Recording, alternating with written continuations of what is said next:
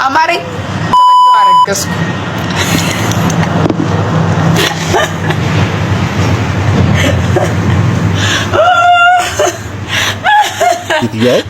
የዚህ ንግግር የዚህ ምስክርነት ነው እንዴ? ጣቢያ ሄደሽ ምስክርነት ስጭ ወይ? ምስክርነት ከሆነ ምን ፋይዳሽ? ምን እንደቀጠለ ነው። እኛ ደግሞ መጫዋችንን እንቀጥላለን። ግሸን ኦርቶዶክስ እምነትን ተከታይ መሆን ወንጀለኛ መሆን ነው ማለት ነው። በተለይ ምስራቅ አርሲ ውስጥ ይህን ቪዲዮ ከ18 ዓመት በታች የሆነ ሰው ካለ ወይም ደግሞ ከ18 ዓመት በታች ከሆኑ ታዳጊዎች ጋር ሆኖ ባትመለከቱት ብዬ ሐሳብ መስጠት ፈልጋለሁ። ሰላም ጤና ይስጥልኝ ውድ ተመልካቾቼ እንዴት ናችሁ? እኔ ደህና ነኝ፣ ክብሩ ይስፋ ብያለሁ። እንግዲህ ዛሬም እንደተለመደው ልክ እንደ ሁል ጊዜው ለእናንተ ወቅታዊ አዳዲስ መረጃ ዘር እንዲሁም ደግሞ አነጋጋሪ የሆኑ ጉዳዮችን ይዤ መጥቼ እንወያያለን። እንግዲህ ቤተሰቦች ሁሌ ከእናንተ የሚጠበቅ ነገር አለ። ለቻናሉ አዲስ የሆናችሁት ሰብስክራይብ የምትለውን በተን በመንካት ቻናሉን ፋሚሊ መሆን እንዳትረሱ፣ እንዲሁም ደግሞ ላይክ በማድረግ እንግዲህ ፍቅራችሁን ግለጹልኝ። ቤተሰቦች እኔ ይዣቸው በመጣኋቸው ቪዲዮዎች ላይ ሐሳብ አስተያየቴን እንዲሁም ደግሞ የግል አመለካከቴን እገልጻለሁ። እናንተ ደግሞ ኮሜንት ሴክሽን ላይ ገብታችሁ ሐሳባችሁን በነጻነት ግለጡልኝ። ወደ ቪዲዮቹ እናልፋለን። አብራችሁን ቆዩ።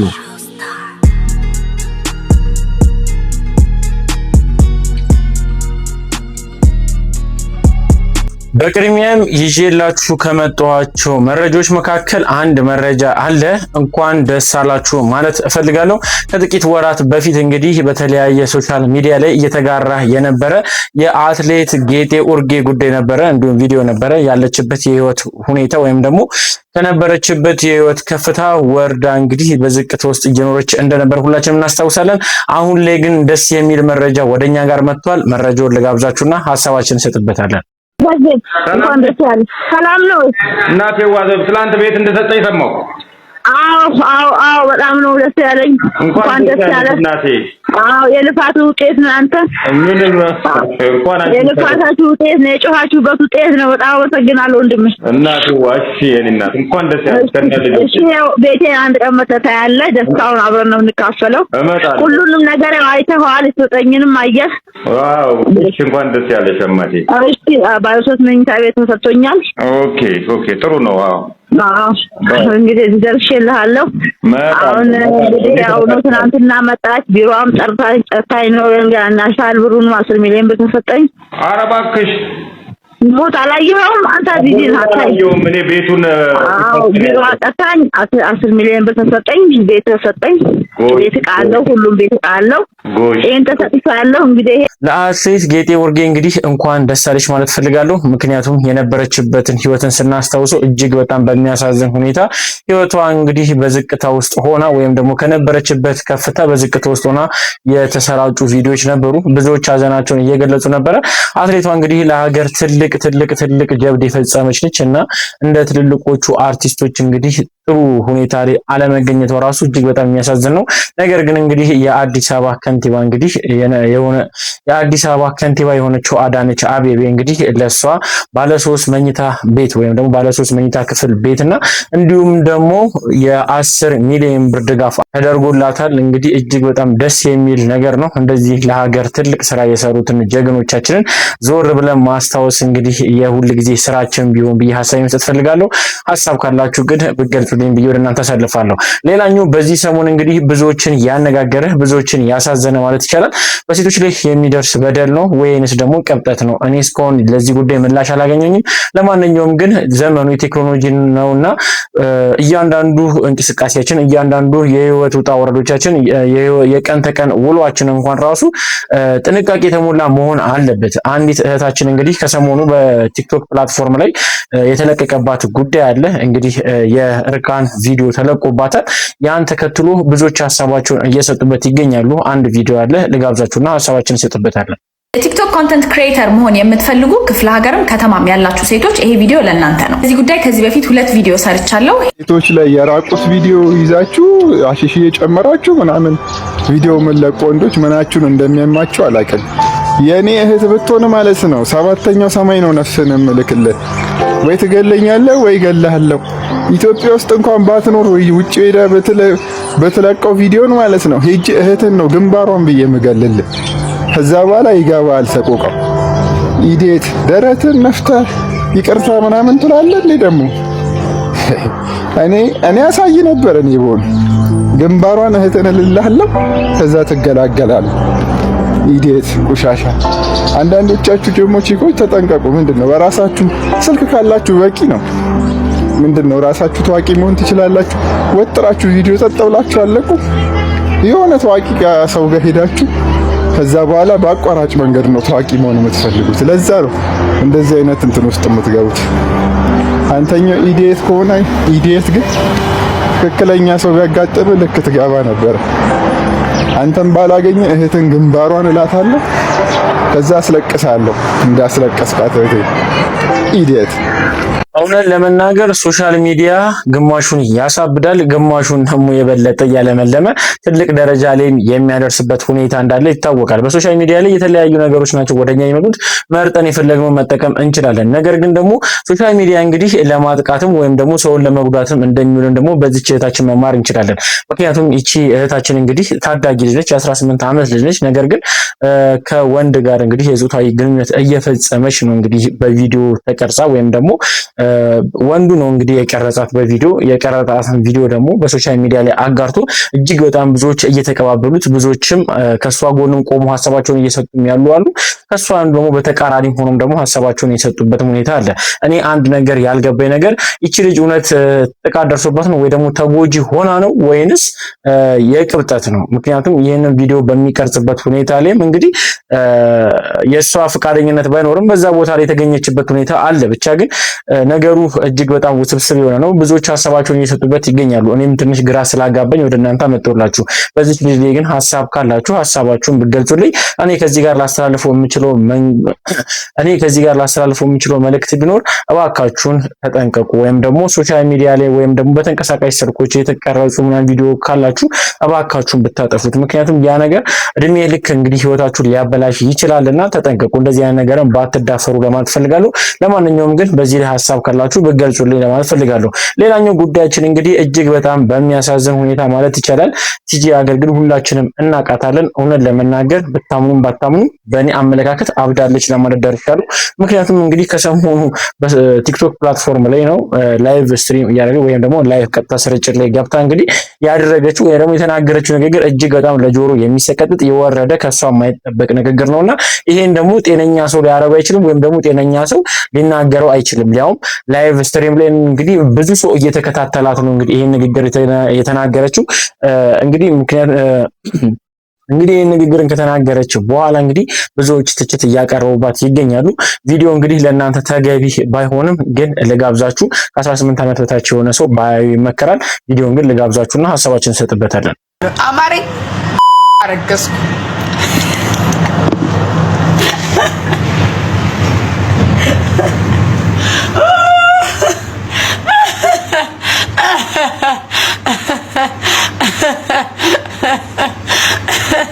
ያርግልሽ። አማረኝ ተበደው አረገዝኩ። በቃ ምን ይጠበስ? እውነት ማርገዝና መበደት ነበር ያማረኝ። በስንት ጊዜ ነው ያገኘሁት?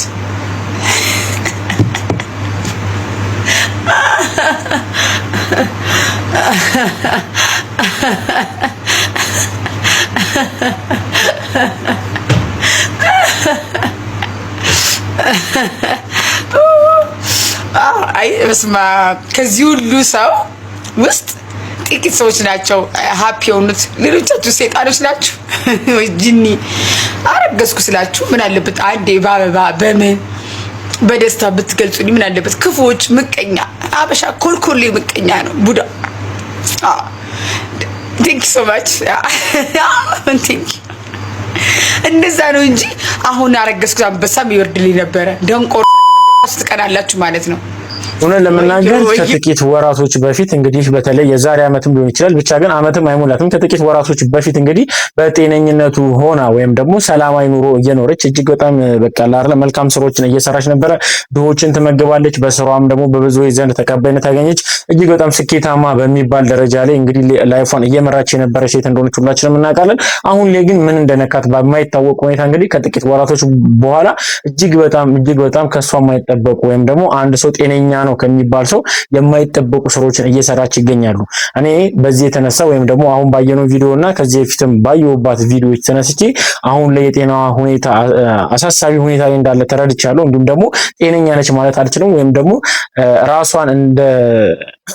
ራሷን እንደሳተች ወይም ደግሞ ከራሷ ጋር እንዳልሆነች ለመረዳት ችያለሁ። እናንተስ ምን ይመስላችኋል?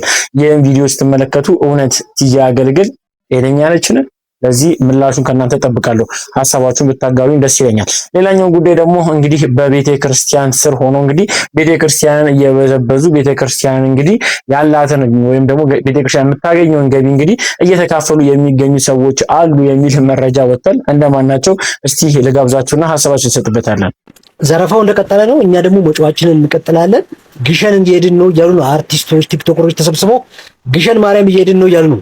እንደምታውቀው ግሸን ቤተክርስቲያን ግሸን ማርያም በጣም ብዙ ገቢ ያላት ነው። በአመት እንኳን ገቢ የምታገኘው ገቢ ለሌሎች ቤተክርስቲያኖች እንኳን ይተርፋል።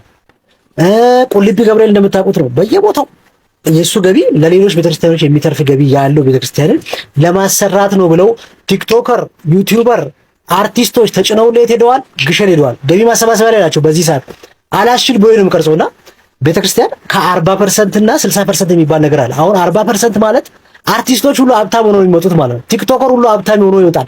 አንተ በሌለ ብር ቤተክርስቲያን ወረዳለሁ አግዛለሁ እያልክ የምትለከውን ብር አርቲስትና ቲክቶከር ነው የሚበላው። እና በሰፈር ላለ አድባር ነው መስጠት ያለብህ ብር። ስልክን አውጥተህ ለግሸን እረዳለሁ ብለህ እንዳታስበው። ግሸን በአመት አንዴ የምታገኘው ብር ለኢትዮጵያ ተርፋል። ኦርቶዶክስ የሆናችሁ ሰዎች ሰፈራችሁ ላለ ቤተክርስቲያን እርዳታ አድርጉ።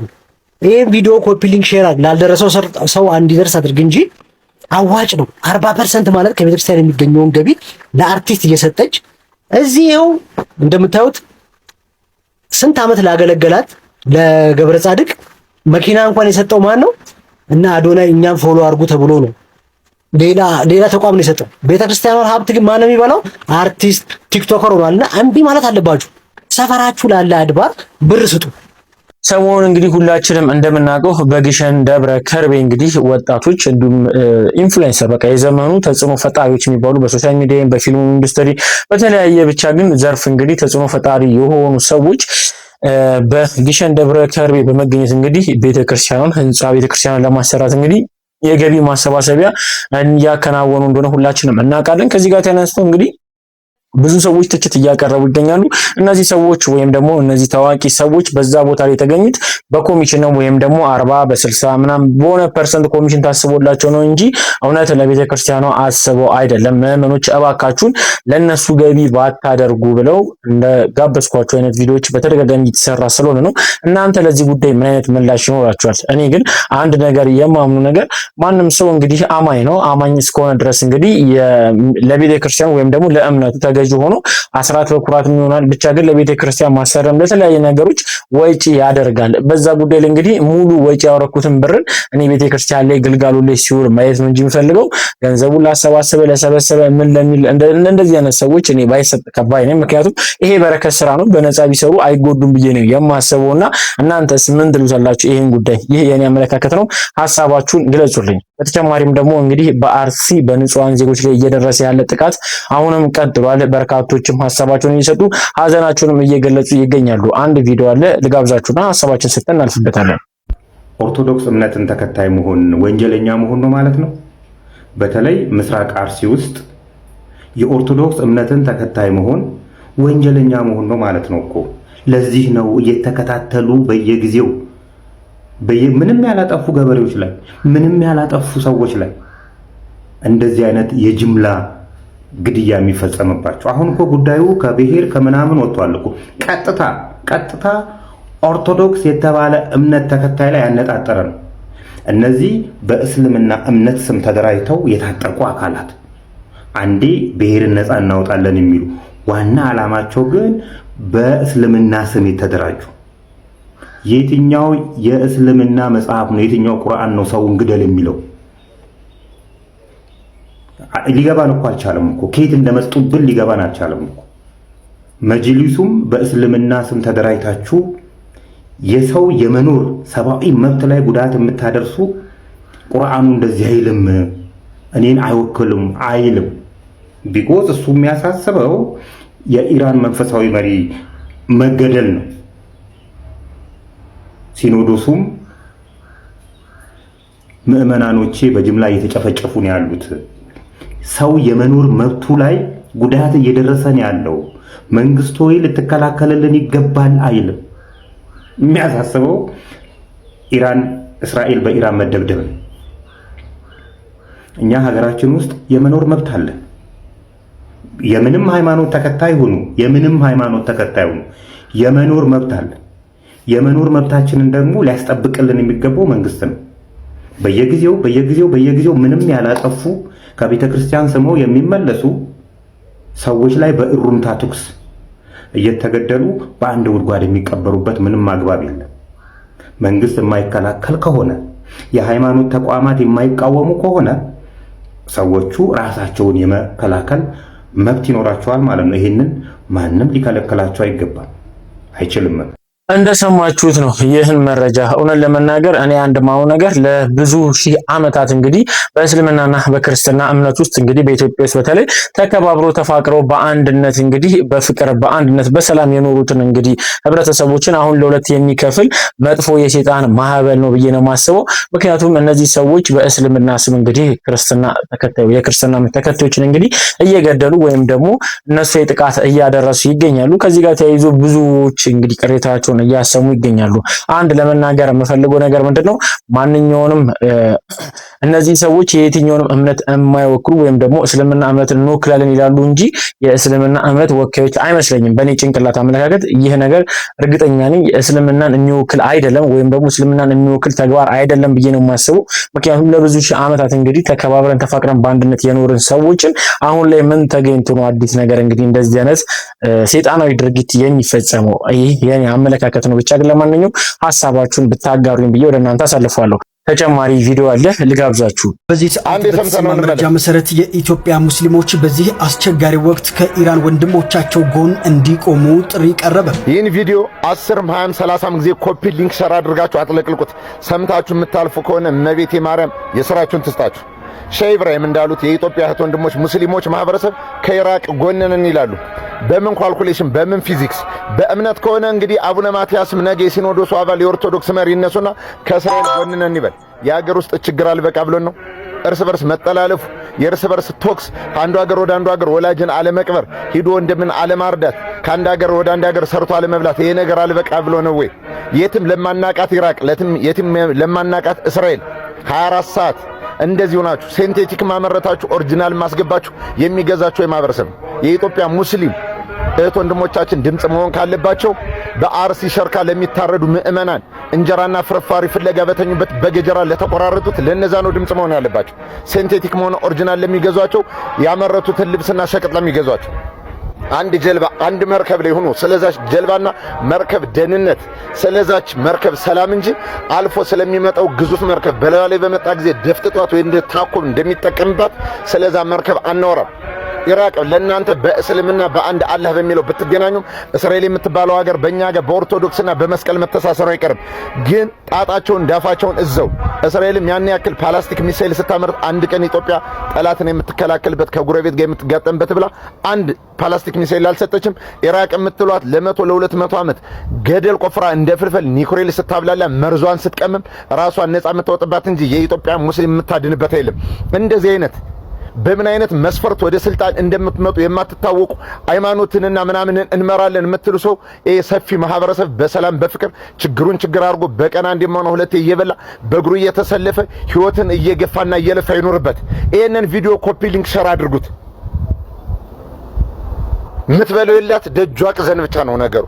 ኢትዮጵያ የራሷ የእርስ በርስ ጦርነትን ሰላም ፈጥሮ ወደ አንድነት ለመምጣት ከዚህ ግባ የማይባል ስራ እየተሰራ ስላልሆነ ወደ አንድነት እንድንመጣ አምላካችን በጋራ እየጸለይን ይቼ የቆምንባት መርከብና ጀልባ በፍቅር እንድንሳፈርባት እስላም ክርስቲያን ጴንጤዋ ቀይ ፈታ እንዲኖርባት ሁሉም ዛፍን ማመነ ድንጋይ ማመነ አምላኩንም ተቀበለ እንዲኖርባት ይችን ሀገር ሰላሟን እናስጠብቅላት። ከዛ ውጭ ጥጋብ ንፍት ሲያረጋችሁ ማን እንደመረጣችሁ የማትታወቁ በየእምነት ተቋማት ያላችሁ ሰዎች እየፈነዳችሁ ህዝብን ከህዝብ የሚያጋጭ እኛ አንድ ሀገር ሉዓላዊነት ያላት ሀገር የኢትዮጵያ ፕሬዝዳንት የሚሆን ጠቅላይ ሚኒስትር ወጥቶ ስለ ቱርክም ስለ ህንድም ስለ ቻይና ማውራት ይችላል። የእምነት ተቋም ስለ እምነት ነው። የኢትዮጵያ ሙስሊም መሪ ስለ ኢትዮጵያ ሙስሊም ነው የሚመለከተው። የኢትዮጵያ ኦርቶዶክስ ሲኖዶስ ስለ ኢትዮጵያ ኦርቶዶክስ ሲኖዶስ ነው የሚመለከተው። አልጠግባይ ሲተፋራል ነው በማይመለከተን እየገባን ከችግር ላይ ችግር ያለን ሀገር አሽቋልጠንና አንቋልጠን ሀገሩን ወደ መፍረስና ወደ መፈራረስ እንዳንዳርገው ወንድማችሁ ገብረየስ ነኝ። እመላለሳለሁ።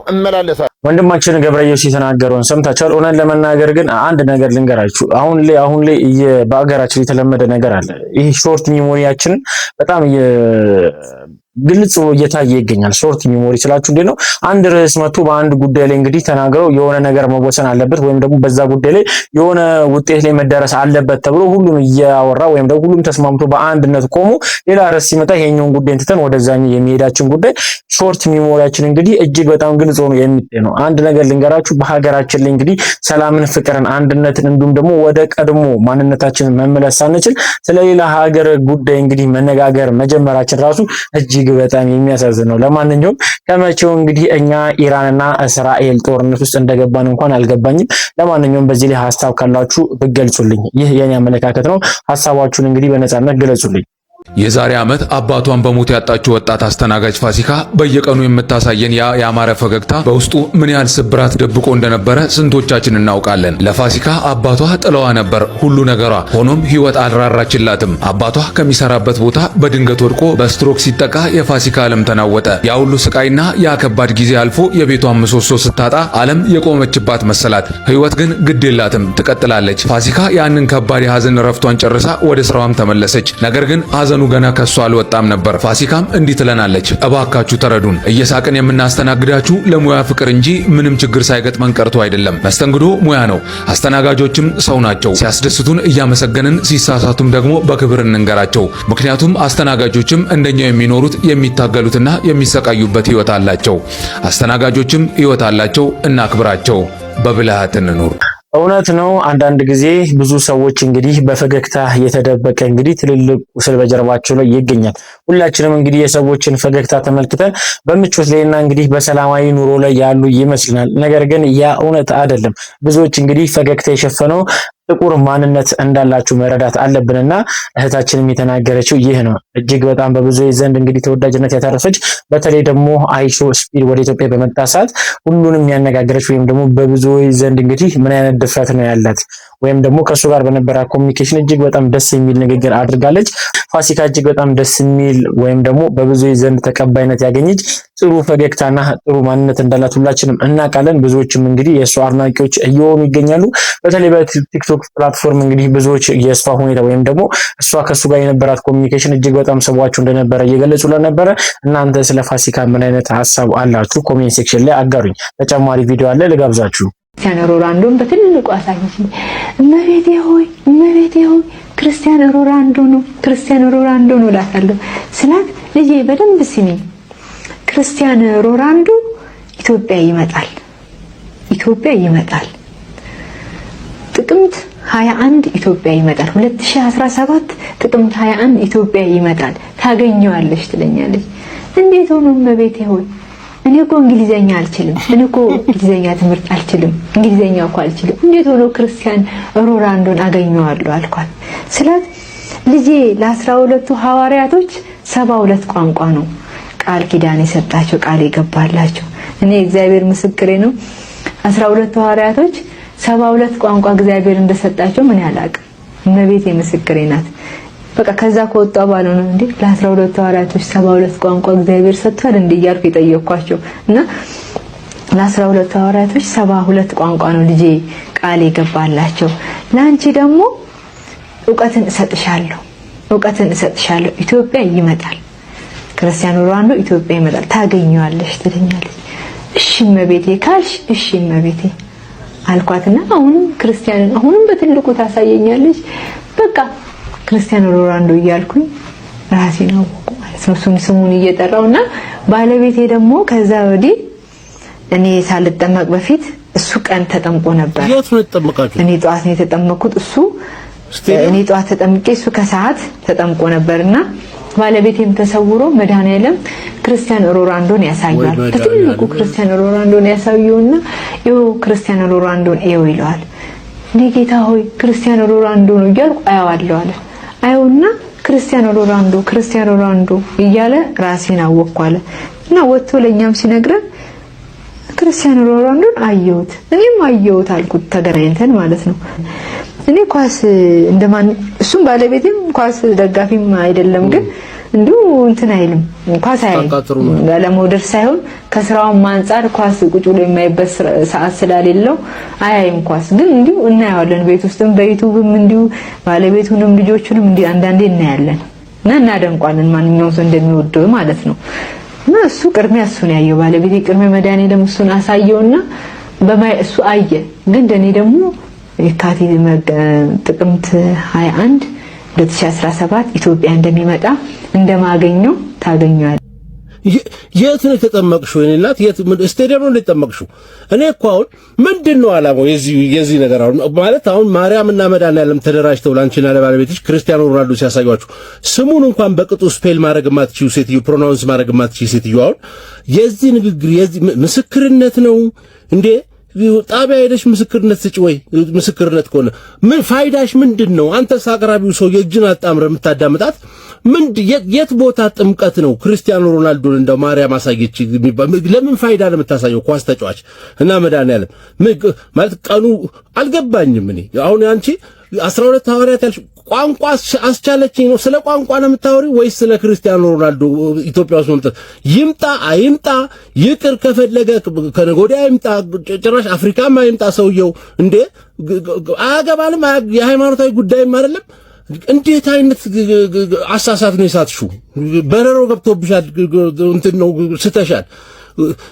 አሁን ቁም ነገር አገኘው ብለሽ ሚዲያ ላይ ትቀርባለሽ። ማርያም ክርስቲያኖ ሮናልዶን አሳየችኝ እንደገና ለባለቤቴ ሲጀመር ኳስ አንቺም እሱም ማታይ ከሆነ የምን ማቃጠር ነው? ምን ሲሆን ነው የምታደንቁት? ክርስቲያኖ ከቤተሰቡ ከነቤተሰቡ ዩቲዩብ ላይ እየገባችሁ የምታዩት አታዩ ኳስ ትርጉም የማይሰጥ ነገር ነው። ኳስ በጣም ያለው ሮናልዶን በጣም አደንቀዋለሁ የሚል ሰው ኦብሰስድ ነው ይባላል። ለሱም ራሱ ጥምቀት ያስፈልገዋል። እርግጥ ግን እማያይ ሰው ደግሞ ጭራሽ እንደ ማየትሽ አንቺ ሲገርመኝ ከነቤተሰቡ እየገባችሁ ማየታችሁ ሲገርመኝ እንደገና ማርያም ላንቺ ደግሞ ክርስቲያኖ ሮናልዶ በዚህ ቀን ይመጣል አለችኝ እና ምንድነው ቱር ጋይድ ነሽ ማለት ምን እንድታረጊ ነው? ሆቴል ልታመቻችለት አገሪቷን ልታስጎበኙ ምን ስትሆን አሳየችሽ? እሷስ እንደው አንቺስ እንደው እንዴት እንድናምን ማለት ምንድነው እየነገራችሁ ነው ያላችሁት? ኧረ ተው ተሰብሰቡ እናንተ ሰዎች ተው። ከየት ነው የምታመጧቸው እነዚህን ሰዎች? እንዴ ግዴታ የሆነ ሱረት ያጨሰሰው ካልሆነ ዩቲዩብ ላይ አይቀርብም እንዴ? ሰው አይም ማለት ጤነኛ ሰው እኮ ሰው ልጅ ማየት ይፈልጋል እኮ። ዲዘርቭ እኮ እናረጋለን። ጤነኛ ማየት ይገባናል እኮ። ዜጎች ነን፣ ግብር እንከፍላለን። ምን አለ ጤነኛ ሰው ብታሳዩ? ካርድ ሞልተን ነው ዩቲዩብ የምንገባው። ገንዘብ አውጥተን ነው፣ ዋይፋይም ቢሆን ይከፈልበታል። ጠቅላላ የሳተ ሰው ነው የሚቀርበው። በቃ ነጠላ አርገሽ አንተም እጅን አጣምረ ልክ ትልቅ ካህን የምታናገር ነው የምትመስለው። ለህይወታችን ለነፍሳችን የሚጠቅም መልእክት የምታስተላልፍ ነው የምትመስለው። ክርስቲያኖ ሮናልዶን አሳይሻለሁ አለ የማላደንቀውን ተጫዋች ምናምን የሚል ወፈፌ እየሰበሰባችሁ እያመጣችሁ ምን ይላሉ? እንደው በስመ አብ በሰመረ ባሪው ሐሳብ ላይ ምን አይነት ሐሳብ አላችሁ? ወደ እናንተ አሳለፍኩት፣ ሐሳባችሁን ብትገልጹልኝ ብዬ። ለማንኛውም ለዛሬ ይዤላችሁ የመጣኋቸው ቪዲዮዎች እኚህን ይመስላሉ። እስካሁን ድረስ አብራችሁኝ ስለቆያችሁ ከልብ አመሰግናለሁ። በቀጣይ ቪዲዮ እስክንገናኝ ሰላም ቆዩልኝ። እወዳችኋለሁ።